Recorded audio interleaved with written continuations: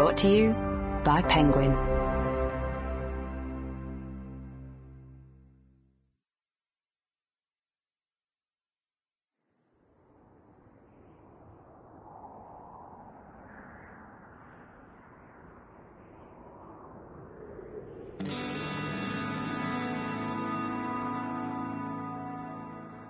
The End of the World Running Club by Adrian J. Walker.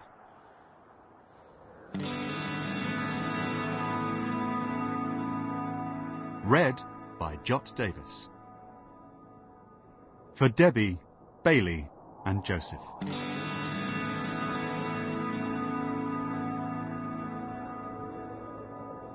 Belief.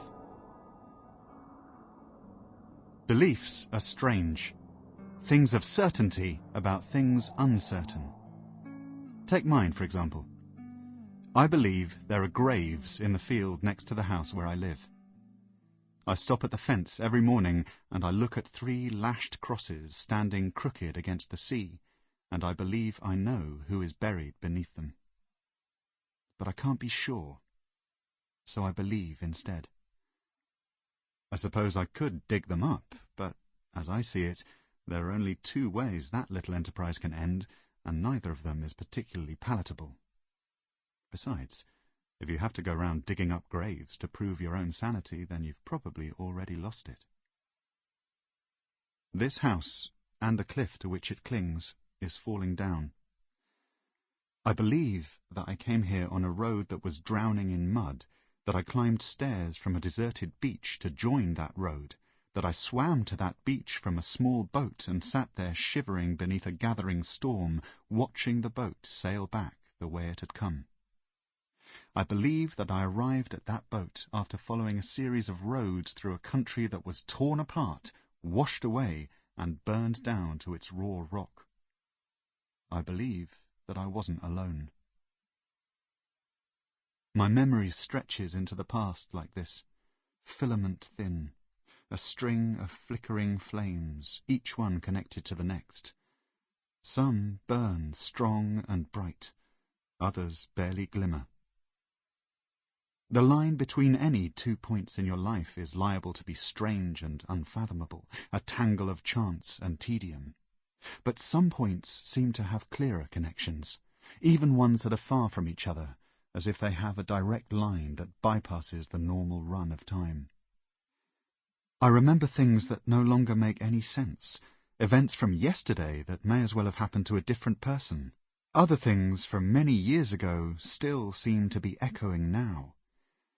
I can smell Beth's perfume in that crowded party, and feel the warmth of her knee as she pressed it mischievously against mine, telling me that this was going to lead somewhere else, that her face was going to be a part of my life from then on. I can still hear the clatter of metal and the squeak of the hospital bed as Alice was passed to me, still feel the bucket inside of me emptying, the panic rising in my breath as Beth's was filled with relief in her final contractions. I can still feel the sun of an English summer, smell the warm grass that brushed against my boyhood face, hear my mother's voice calling beneath the gentle hum of a single-engined aeroplane. I believe what I believe to make life less terrifying. That's all beliefs are. Stories we tell ourselves to stop being afraid. Beliefs have very little to do with the truth. I don't know. Belief, memory, fear, these things hold you back, weigh you down, stop you moving. And I need to get moving. I need to stop thinking about this stuff. That's what Harvey would say. Stop thinking, keep moving. But it's hard to stop thinking when there's nobody else but you and a candle and an old house on the crumbling coast of a ruined country. Maybe that's why I'm writing this down, so I can stop thinking about it and get moving. So I need a place to start.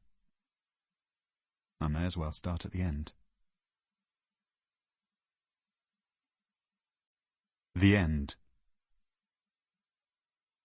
I heard my name called.